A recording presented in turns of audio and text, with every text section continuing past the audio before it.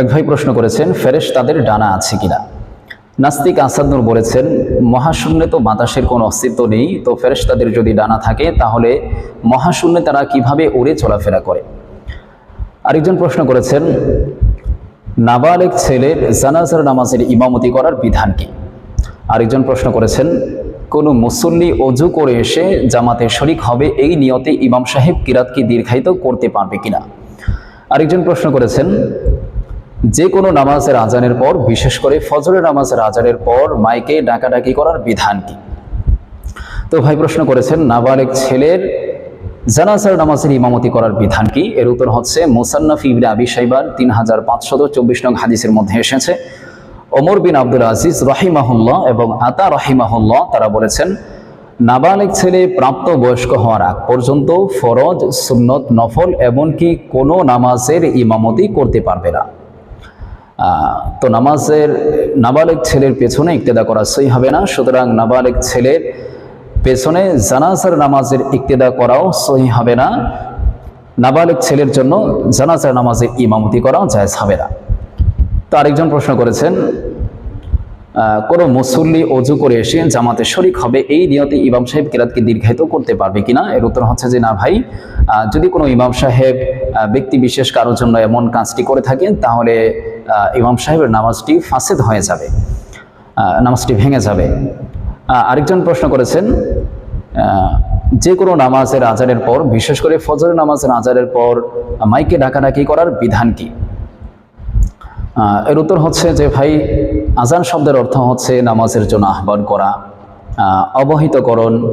তো বিশেষ করে পল্লী অঞ্চলে কিছু জায়গায় এমন পরিস্থিতি দেখা যায় যে আজান হওয়ার পরেও ফজরের ওয়াক্ত তারা মানুষকে ডাকছে যে নামাজের জন্য চলে আসেন, জামাতের এত মিনিট সময় বাকি আছে। তো এই কাজটি অনর্থক এবং অযৌক্তিক একটি কাজ, কারণ নামাজের জন্য আহ্বান করার জন্য রাসূলুল্লাহ সাল্লাল্লাহু আলাইহি ওয়াসাল্লাম আজানকেই যথেষ্ট বলে গণ্য করেছেন। তো আল্লাহর রাসূল যেটাকে নির্ধারণ করে দিয়েছেন, এর অতিরিক্ত কোনো কিছু করা এটা কখনোই ভালো কাজ হতে পারে না, এটা সমীচীন নয়। সুতরাং এমন অনর্থক অযৌক্তিক কাজ পরিহার করা আমাদের জন্য আবশ্যক। তো আরেক ভাই প্রশ্ন করেছেন যে ফেরেশতাদের ডানা আছে কিনা। নাস্তিক আসাদ নূর বলেছেন, মহাশূন্যে তো বাতাসের কোনো অস্তিত্ব নেই, তো ফেরেশতাদের যদি ডানা থাকে তাহলে মহাশূন্যে তারা কিভাবে চলাফেরা করে। তো এর উত্তর হচ্ছে মুসনাদে আহমদের 21715 নং হাদিসের মধ্যে এসেছে, রাসূলুল্লাহ সাল্লাল্লাহু আলাইহি ওয়াসাল্লাম বলেন, ওয়া আন্নাল মালাইকাতা লা তাযউ আজনিহাতাহা রিযান লিতালিবিল ইলম। আল্লাহর রাসূল বলেন যে তালিবুল ইলমদের সন্তুষ্টির জন্য ফেরেশতারা তাদের ডানাগুলো বিছিয়ে রাখেন। সহিহ বুখারীর 3232 নং হাদিসের মধ্যে এসেছে, আব্দুল্লাহ ইবনে মাসউদ রাদিয়াল্লাহু তাআলা আনহু বর্ণনা করেন, আন্নাহু রাআ জিবরিল লাহু 600 জানাহিন, যে রাসূলুল্লাহ সাল্লাল্লাহু আলাইহি ওয়াসাল্লাম জিবরাইল আলাইহিস সালামকে 600 ডানা বিশিষ্ট অবস্থায় দেখেছেন। তো এই দুটি হাদিস থেকে আমরা জানতে পারলাম যে ফেরেশতাদের ডানা আছে। তো নাস্তিক আসাদ নূর বলেছেন যে মহাশূন্যে তো বাতাসের কোনো অস্তিত্ব নেই, তাহলে ফেরেশতারা সেখানে কিভাবে উড়ে চলাফেরা করে। তো নাস্তিক আসাদ নূরের কথায় যাওয়ার আগে আমরা যারা মুসলিম রয়েছি তা আমরা জেনে নেব যে ফেরেশতাদের প্রতি আমাদের আকীদা কি রাখতে হবে, বিশ্বাস কি রাখতে হবে। ফেরেশতাদের সম্পর্কে আমাদের যে বিশ্বাস রাখতে হবে সেটা হচ্ছে সর্বপ্রথম আমানতু বিল্লাহি ওয়া মালাইকাতি, বিশ্বাস করতে হবে যে ফেরেশতা আল্লাহ রাব্বুল আলামিনের সৃষ্ট একটি জাতি। ফেরেশতাদেরকে আল্লাহ রাব্বুল আলামিন কেন সৃষ্টি করলেন? ফেরেশতাদেরকে আল্লাহ রাব্বুল আলামিন তার ইবাদত করার জন্য সৃষ্টি করেছেন। যেমনটি সূরা বাকারার 30 নং আয়াত থেকে জানা যায় যে আল্লাহ রাব্বুল আলামিন যখন ফেরেশতাদেরকে বললেন, ওয়াইজ ক্বালা রাব্বুকা লিল মালাইকা ইন্নী জাইলুন ফিল আরদি খলিফা, যে আমি জমিনের মধ্যে খলিফা প্রতিনিধি সৃষ্টি করতে চাই, তখন ফেরেশতারা বলেছেন, ক্বালু আতাজআলু ফিহা মান ইউফসিদু ফিহা ওয়া ইয়াসফিকুদ দিমা, যে হে আল্লাহ, আপনি কি এমন কাউকে সৃষ্টি করতে চাচ্ছেন যারা জমিনের মধ্যে ফিতনা ফাসাদ সৃষ্টি করবে, রক্তপাত ঘটাবে। ওয়া নাহনু নুসাব্বিহু বিহামদিকা ওয়া নুকদ্দিসু লাক, যে হে আল্লাহ, ওয়া নাহনু নুসাব্বিহু, আমরাই তো আপনার তাসবিহ জপি, আমরাই তো আপনার প্রশংসা করি। তো তাসবিহ পড়া কিন্তু একটি ইবাদত। তো এখানে ফেরেশতারা বলতেছে যে আমরাই তো আপনার ইবাদত করি।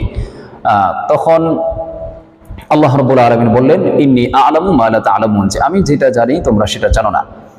তো আমরা ফেরেশতাদের সম্পর্কে এই আকীদা রাখবো যে ফেরেশতা আল্লাহ রাব্বুল আলামিনের সৃষ্ট একটি জাতি, ফেরেশতাদেরকে আল্লাহ রাব্বুল আলামিন তার ইবাদত করার জন্য সৃষ্টি করেছেন এবং ফেরেশতাদেরকে আল্লাহ রাব্বুল আলামিন বিভিন্ন কাজে নিয়োজিত করে রেখেছেন। ফেরেশতাদের সম্পর্কে আমাদের সংক্ষিপ্ত এই বিশ্বাস রাখতে হবে। তো এবার আসি নাস্তিক আসাদ নূরের কথায়। তিনি বলেছেন মহাশূন্যে বাতাসের কোনো অস্তিত্ব নেই, তো সেখানে ফেরেশতারা কিভাবে উড়ে চলাফেরা করে?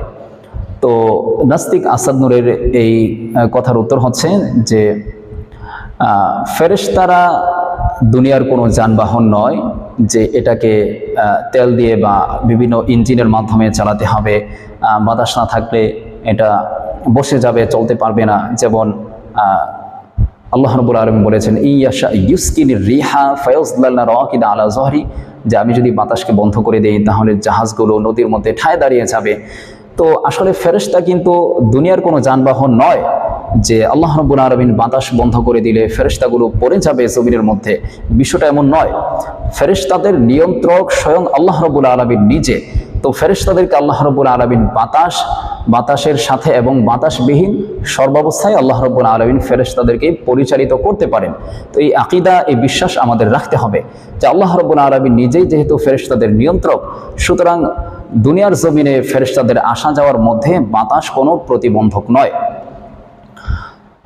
তারপর নাস্তিক আসাদ নূর তিনি বলতেছেন যে যদি তাদের আল্লাহ এত ক্ষমতাশীল হয়ে থাকেন তাহলে ফেরেশতাদের মাধ্যমে সংবাদ আদান প্রদান করতে হয় কেন?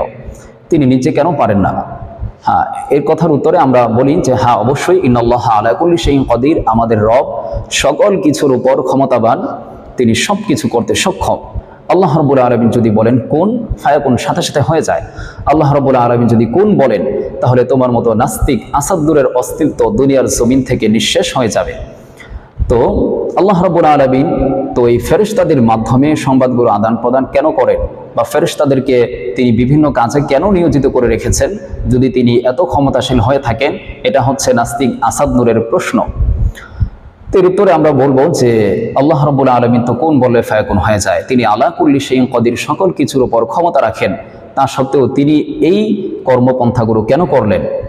তিনি এই সিস্টেমটা কেন করলেন যে ফেরেশতাদেরকে বিভিন্ন কাজে নিয়োজিত করে রেখেছেন? নবীদের কাছে তিনি ডাইরেক্ট কোনো সংবাদ না পাঠিয়ে ফেরেশতাদের মাধ্যমে কেন পাঠান? তো এটার উত্তর হচ্ছে যে আল্লাহ রাব্বুল আলামিন কোন বললে ফায়াকুন হয়ে যায়, তা সত্ত্বেও কিন্তু আল্লাহ রাব্বুল আলামিন ওয়াল আরদা ফি সিত্তাতি আইয়াম, 6 দিনে দুনিয়ার জমিনকে সৃষ্টি করেছেন। আসমান এবং জমিনকে আল্লাহ রাব্বুল আলামিন 6 দিনে সৃষ্টি করেছেন। তো তিনি তো কোন বললে ফায়াকুন হয়ে যায়, তা সত্ত্বেও তিনি কেন 6 দিন সময় নিয়ে আসমান এবং জমিনকে সৃষ্টি করলেন? এর কারণ হচ্ছে মানুষকে নিয়মতান্ত্রিকতা এবং ধারাবাহিকতা আল্লাহ রাব্বুল আলামিন শিক্ষা দিচ্ছেন। কারণ আল্লাহ রাব্বুল আলামিন একটি জগৎ সৃষ্টি করেছেন, এই জগতের মধ্যে অনেক দেশ থাকবে, প্রত্যেকটা দেশ আল্লাহ রাব্বুল আলামিন মানুষের মাধ্যমে পরিচালনা করবেন। তো মানুষ এই দেশগুলো কিভাবে পরিচালনা করবেন সেই পন্থাগুলো কিন্তু আল্লাহ রাব্বুল আলামিন, সেই ব্যবস্থাগুলো আল্লাহ রাব্বুল আলামিন মানুষকে শিখিয়ে দিচ্ছেন। তো এটা আল্লাহ রাব্বুল আলামিন ফেরেশতাদেরকে বিভিন্ন কাজে নিয়োজিত করেছেন। আল্লাহ রাব্বুল আলামিন কোন বললে এই দুনিয়াটা হয়ে যেত, তা সত্ত্বেও আল্লাহ রাব্বুল আলামিন 6 দিন সময় নিয়ে আসমান এবং জমিনকে সৃষ্টি করলেন। তো এই যে আল্লাহ রাব্বুল আলামিন ধারাবাহিকতার সাথে, নিয়মতান্ত্রিকতার সাথে যে কাজগুলো করতেছেন, কাজগুলো করলেন, তো এর মাধ্যমে আল্লাহ রাব্বুল আলামিন দুনিয়ার মানুষকে শিক্ষা দিলেন যে তোমরাও যদি কোনো দেশকে, কোনো রাষ্ট্রকে পরিচালনা করতে চাও তাহলে তোমরা এই কর্মপন্থাগুলো অবলম্বন করবে। যেমন আমরা জানি বা আমরা সচরাচর দেখে থাকি যে আমাদের দেশ যে পরিচালিত হচ্ছে, তো আমাদের দেশের যিনি প্রধানমন্ত্রী রয়েছেন তিনি কিন্তু তার জায়গা থেকেই গোটা দেশকে পরিচালিত করতে পারেন না। তিনি এর জন্য একটি সংগঠন তৈরি করেছেন। সংগঠন তৈরি করে তিনি তার মন্ত্রী পরিষদ তৈরি করেছেন। তো এখানে এক একজন মন্ত্রীকে কিন্তু এক একটা দায়িত্বে নিয়োজিত করে রেখেছেন। তো আল্লাহ রাব্বুল আলামিন যে ফেরেশতাদেরকে বিভিন্ন দায়িত্বে নিয়োজিত করে রেখেছেন, তিনি কিন্তু কোন বললে ফায়াকুন হয়ে যেত। তিনি কিন্তু আকাশ থেকে নবীদের কাছে সংবাদ পাঠিয়ে দিতে পারতেন, কিন্তু আল্লাহ রাব্বুল আলামিন এই যে বিভিন্ন ফেরেশতাদেরকে বিভিন্ন কাজে নিয়োজিত করেছেন এবং আল্লাহ রাব্বুল আলামিন কোন মুহূর্তের মধ্যে আসমান জমিনকে সৃষ্টি না করে 6 দিনে সৃষ্টি করলেন। তো এই যে এই কাজগুলোর মাধ্যমে আল্লাহ রাব্বুল আলামিন দুনিয়ার মানুষকে শিক্ষা দিচ্ছেন যে তোমরাও ধারাবাহিকতার সাথে নিয়মতান্ত্রিকতার সাথে কাজ করো, তোমরাও বিভিন্ন কাজের জন্য মানুষকে এক একজনকে এক একটা কাজে তোমরা নিয়োজিত করে রাখো, কারণ এককভাবে কোনো কিছুই সম্ভব নয়, এটা আমরাও বিশ্বাস করি। এমনকি নাস্তিকরাও কিন্তু এটা বিশ্বাস করে থাকেন যে এককভাবে কোনো কিছুই সম্ভব নয়। সুতরাং নাস্তিক আসাদ নূর যে দাবিগুলো করেন, আসলে তার দাবিগুলো মূর্খতা স্বরূপ দাবি। কারণ হচ্ছে নাস্তিকরা বলে যে আমরা যেটা দেখি না সেটা আমরা বিশ্বাস করি না, তবে তারা কিন্তু তারা দেখেন এমন অনেক কিছুই তারা বিশ্বাস করে। বাতাস কিন্তু তারা দেখে না, তার সত্ত্বেও কিন্তু তারা বাতাসকে বিশ্বাস করে। সর্বোপরি কথা হচ্ছে যে ভাই, নাস্তিকরা মানুষকে মগজকে ধলাই করার জন্য, মানুষকে বিপাকে ফেলার জন্য বিভিন্ন যুক্তি দাঁড় করায়। তবে আমরা যারা মুসলমান রয়েছি, আমাদেরকে সর্বপ্রথম অবলম্বন করতে হবে কোরআন এবং হাদিসকে। কোরআন কি বলেছে, হাদিস কি বলেছে, সর্বপ্রথম আমাদের সেগুলো দেখতে হবে।